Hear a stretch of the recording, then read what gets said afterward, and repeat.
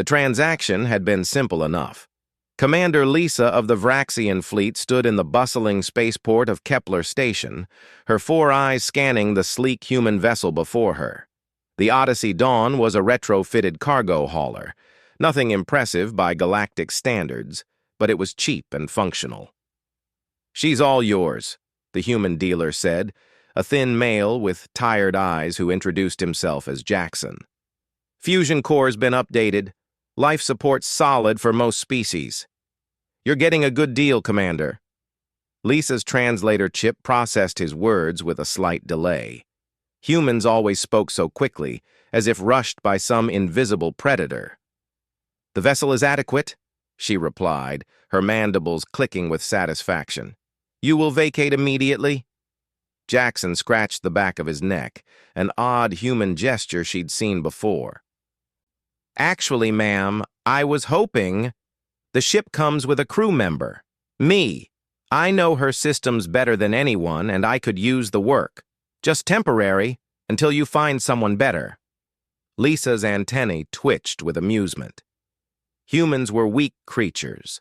Fragile bones, singular hearts, pathetically slow reflexes. Their homeworld had only recently joined the Galactic Council, and they were viewed as little more than curiosities.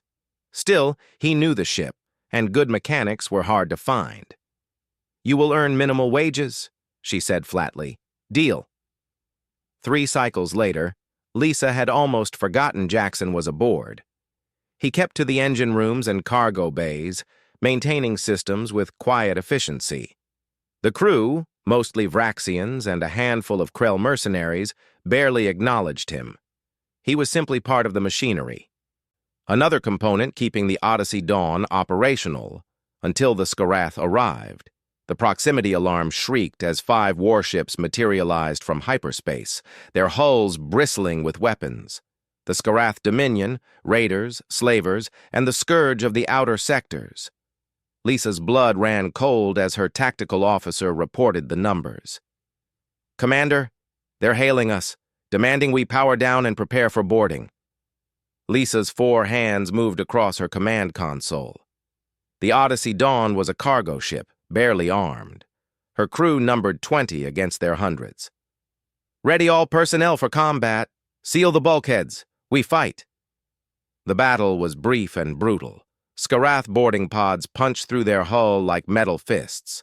The invaders poured through, massive reptilian warriors with armored scales and plasma rifles. Lisa's crew fought desperately, but they were overwhelmed within minutes. She found herself pinned in the command deck, 3 Skarath warriors advancing with weapons raised. Her rifle was empty, her backup dead around her. This was the end. Then the lights went out. Emergency strips flickered red, casting everything in blood-colored shadow. Through her thermal vision, Lisa saw the Skarath warriors pause, confused.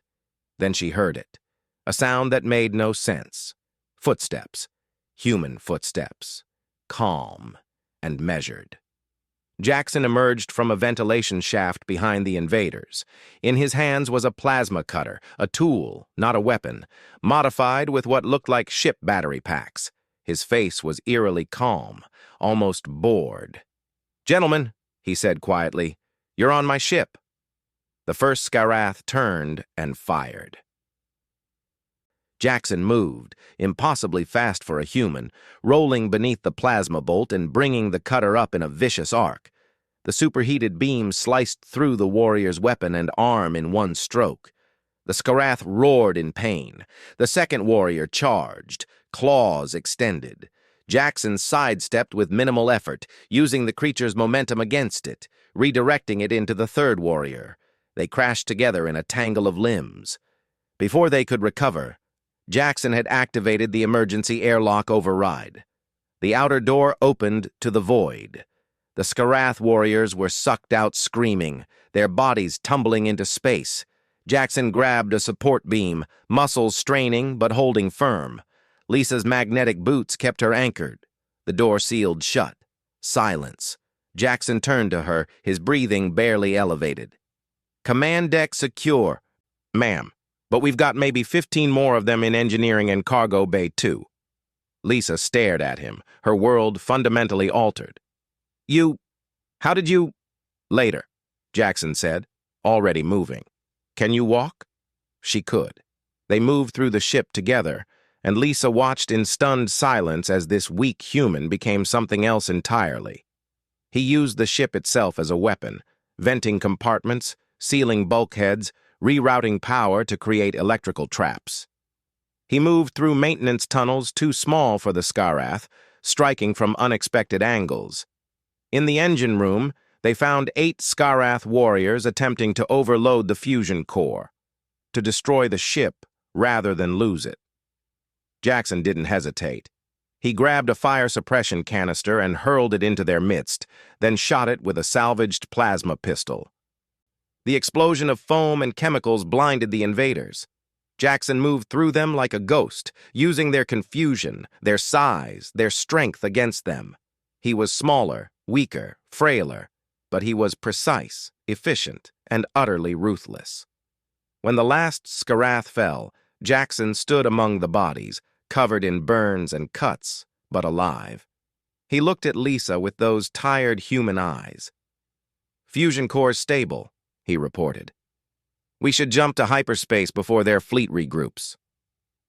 Later, after they'd escaped to safe space, Lisa found Jackson in the medical bay, being treated by the ship's doctor. Her entire worldview had shifted. She'd studied human history, read about their wars, their conflicts, their stubborn refusal to surrender. She'd dismissed it as exaggeration. She'd been wrong. "Jackson," she said quietly, "you are not what I believed humans to be." He winced as the medical gel sealed a wound on his shoulder. "What did you believe, Commander?" "Weak, fragile, unsuited for the galaxy." Jackson smiled, a strange, slightly sad expression. "We are weak, ma'am. We are fragile. That's why we learn to fight smart instead of strong. Why we learn to turn everything into a weapon. Why we never, ever give up." He met her eyes. "Earth didn't teach us to be tough. It taught us to survive." Lisa's antennae dipped in respect. "You are no longer temporary crew, Jackson of Earth. If you will stay, you have a place on my ship, a permanent place." Jackson considered this, then nodded. "I'd like that, Commander. Someone needs to keep this bucket running."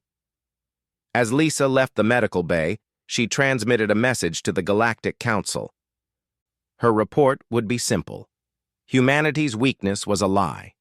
Their true strength was that they'd learned to thrive despite it, and that made them the most dangerous species in the galaxy. End.